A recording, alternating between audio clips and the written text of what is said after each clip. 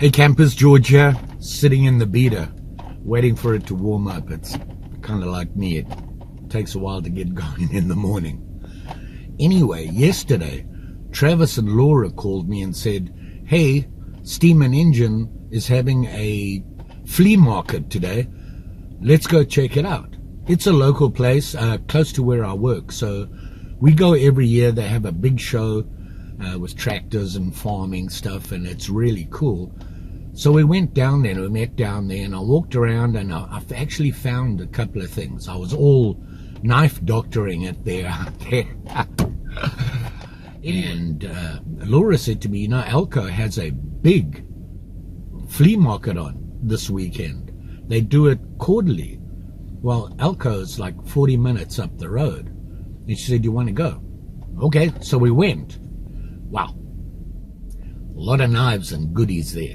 But I was with Travis and Laura, and I didn't want to hold them up. They were looking at other stuff, so I just went with them, and I made notes. And when I got back, I sent a picture to Kevin, the knife doctor, and said to him, is this an original? And he said, yeah, looks like it. Good job. Well, it cost me $1. Talking with him, I thought to myself, you know, I saw a lot of stuff there, and I want to go back. So it's the next day.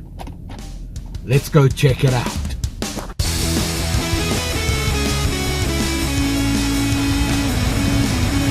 So Travis called and said, Steam people are having a, whatever you call these things, swap meet. So I thought I'd come out here and have a look, see what we can find. We go every year, they have a couple. See what we can see. What's the ball? Yep. 4, 5,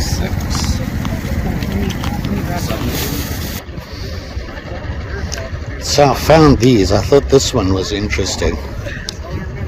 I'm going to have to ask the knife doctor about that. This Victoria Knox. I looked inside, it looked like it had the right stuff on the blade. And this is an old Ronson. Let's see if I can get it to work.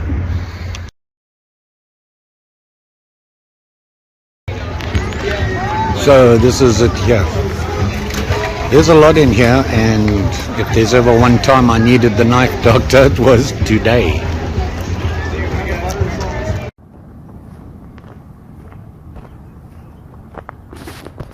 So here we are. Welcome to the Traders Market. Let's see what we can find. Got some axes there. There's a Kelly there, but I don't know. Too early in the show. I just walked in the door. But you can see this is the entrance. And there's a bunch over there. Check this out. Thank you.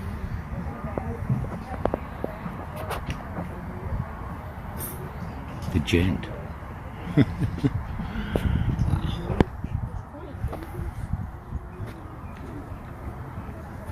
It's been a while since I've been at a flea market, but wow. Can't believe the prices he wanted for those knives.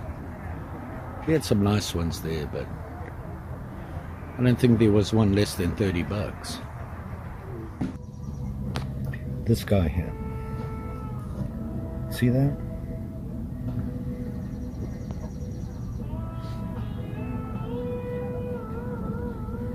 I think it's meant to have a bail.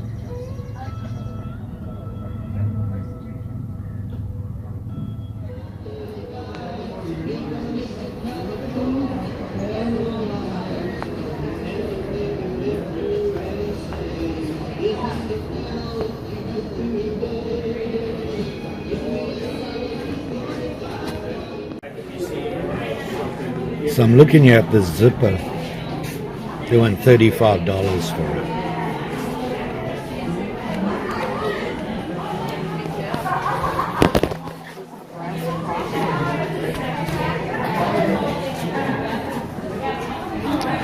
There's the 55 Zippo logo, and it's got like 3 dots on each side.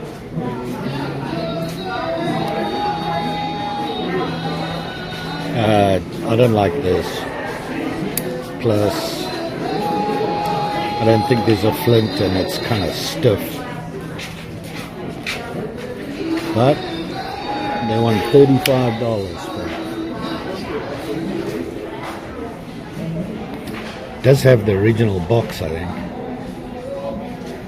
It's very cool, but $35. Oof.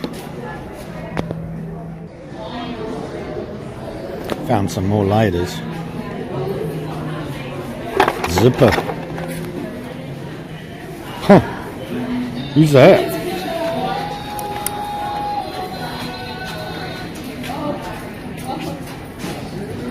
Weird.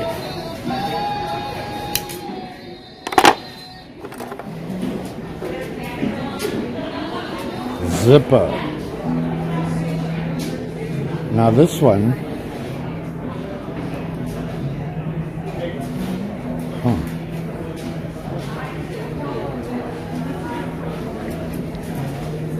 Maybe I'll look closer at that one. It has 2 marks on the sides. See there? And it has that 55 logo. I'm not convinced though. So here this guy has the 2 lines on each side with the angled Zippo logo, which makes it a 72. Huh.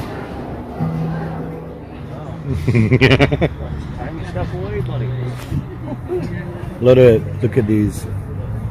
A lot of made in China Zippos. But look at that. Look at that little beauty. Whoa. I shouldn't come to these places. Look, camel. We're all in the same boat.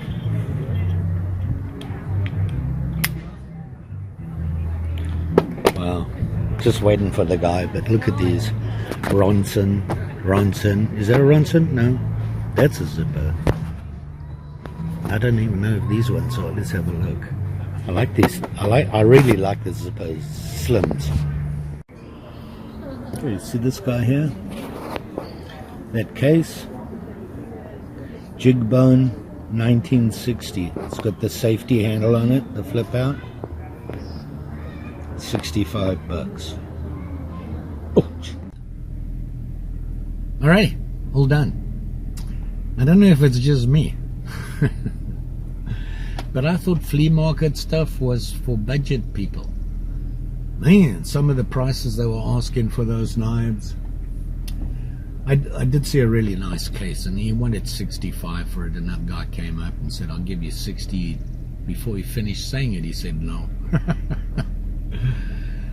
I picked up 3 things. It didn't cost me an arm and a leg, didn't break the budget, so that's a good thing. Can I head on back to the cottage? And let's have a close look and see how much money I wasted. So, as you can see, we're back at the cottage. And Mary has decided that this is unacceptable, that I should be off and about so much lately. She's upset with me. Again. Anyway, we're back, like I said. Whoa! Mary. Yeah, she's a little frisky this morning. So we're back from Elko. And the first thing I bought was this. And it was $12, and it's a hollow punch set.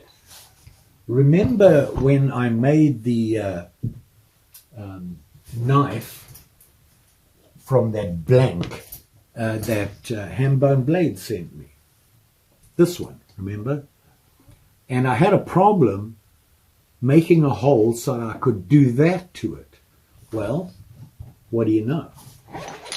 I didn't have hole punches, and I was looking, I was like, oh, I can't find hole punches, and all of a sudden, out of nowhere, there I was standing, staring at this tool guy place, and he had these for $12. Look at them. bunch of different sizes. How good they are, I don't know. I'm sure they work fine. It worked fine here, and I can tell you that this is thick leather. And I managed to punch a hole through and put these on. And of course, I put some beads on, so this is finally done. Very exciting. Then I started looking around, and I came across this guy. Now, it's nothing fancy. I saw it and I thought, you know what? I would really like to try and clean up a knife. That was the idea.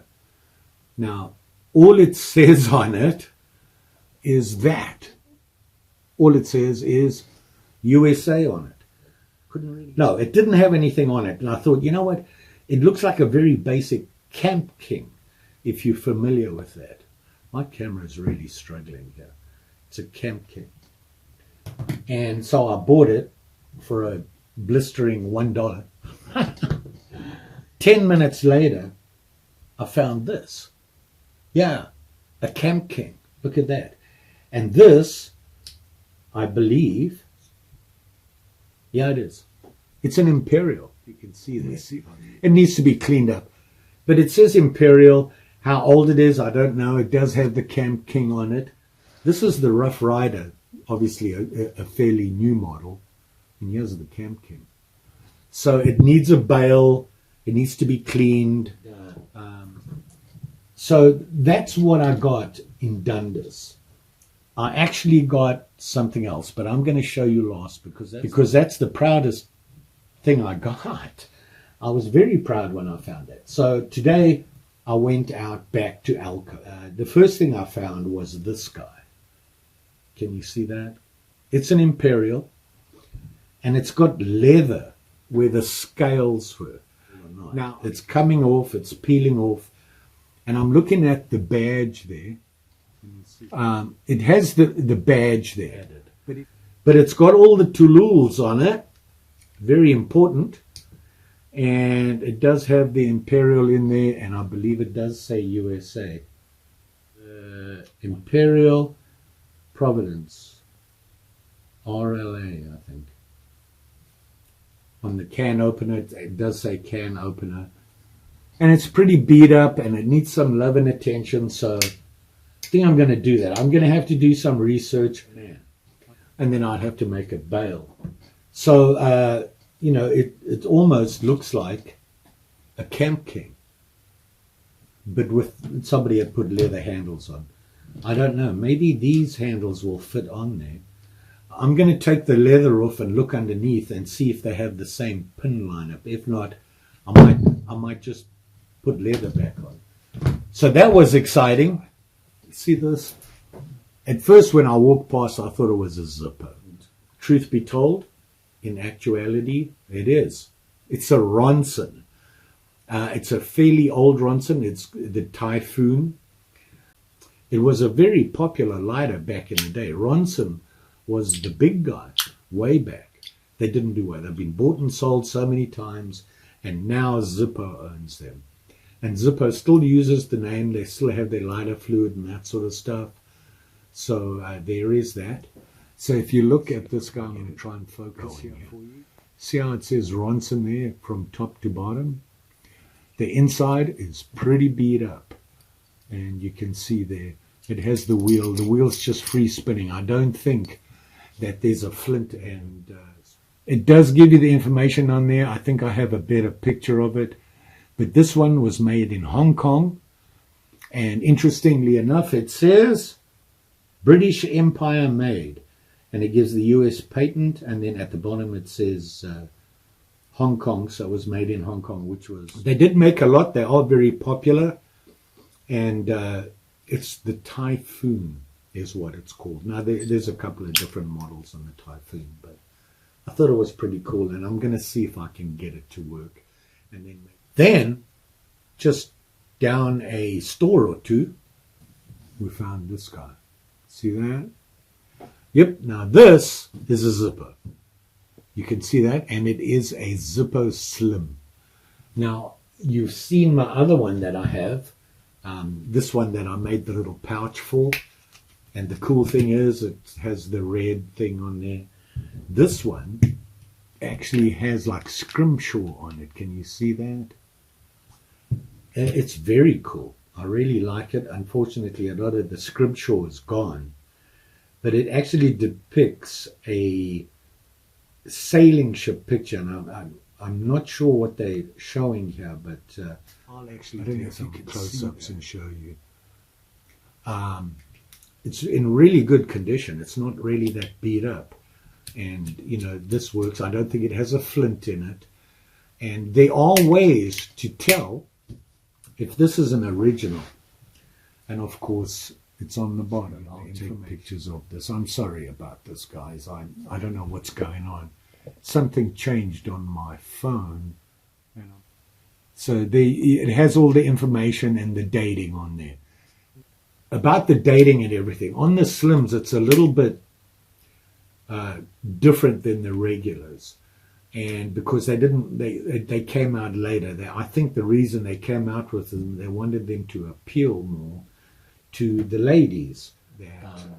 They're about the same height. They are thinner, and the width is a lot smaller. So I think they did that to appeal to the ladies. And I like them. I like the style. They're very cool, and you know, they have the insert and everything. So the way to age your Zippo is, I'm going to show you the picture here, but on the label, the first thing you want to look at is the Zippo logo, and you can see the 3 different logos there, and that'll give you a date range. And then looking at the actual sides, either side of the logo, there will be either dots or slashes or numbers and letters like this, which I found online. You can get an idea of when your Zippo was made. So looking at this picture of the bottom here, according to the charts, you can see that it is the logo, which has the little flame in the eye, is from 1980 to 2011. So it's in that time period that this little slim was made. The actual dating, the year, on this one, it has a K and V11. If you look at the chart, it says A to L, and we have a K, and the K means that it is somewhere between 1987 and 2020. And then having the XX, the X111 tells me that this is a 1989 Zippo Slim. And that's this guy here. So this is from 89. So it's, 15 years old. It's in really good condition. I'm very proud of myself, and I'm hoping that I can get it to work. And I think that it just needs a flint. So we'll be working on that. And then, of course, we're going to have to make a pouch for it, just like this guy did. So I was so excited about this. But the one thing that I did get excited about was back in Dundas, I found this guy. See that? And I thought, it looks like a fake sack, a Victorinox. And then I opened the blade up and had a look at the tang mark on it. And it says here, it says Victorinox, Switzerland, stainless, and I think it's Rostreif, Rostfrei on it. And then on the other side, it says Officer Swiss, Suisse. And it has an unusual symbol above it. It looks like,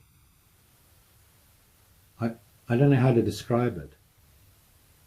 See that symbol? Kind of weird, isn't it? So it is a Victorinox. I'm not a fan of this stuff on there. it's advertising. And I know they did that. I don't know what model it is. And let me show you it. So maybe you guys know, once again, can come through for me and tell me what it is. See that? Can you see that? The springs are a little weak. They snap open, they hold open really well, but it's just stiff. And, once again, I think it needs just to be cleaned up because there's probably gunk and everything in. I'm going to see if I can get some new skins for it. What it is that there is no places to put the toothpick or the tweezers. So I think this was like a special run. I don't know. Maybe you guys do. So I think I did pretty good. The question is, how much did I spend? Well, I'll tell you that I paid for these three. I paid a blistering, wait for it, $3. This guy I paid 10 for, and I thought it was worth it. So this guy I think it was $1. I spent, I did get an axe. I found an old axe, a Kelly, I believe. The handle's toast on it, and the head's pretty beat up, but I'm in the mood to do a restoration on an axe. I've done it before on a double-sided for a friend of mine. I think I want to do it again. This is going to take a little bit more. I'm going to have to actually make a new handle for it. So there you go. Look at me. Got all these gizmos, things to play with. I didn't even spend a lot of money doing it. So that's very exciting. So, like I said, I've got to do some research, speak to the doctor and see what he says. Kevin, one thing about Kevin is he loves to share his knowledge and help anybody, especially in our small little knife community that we have. Very knowledgeable, a good resource to have. You will be safe out there, especially when out here doing this sort of stuff and looking at these knives. When you open them up, be careful. You never know, it'll come apart.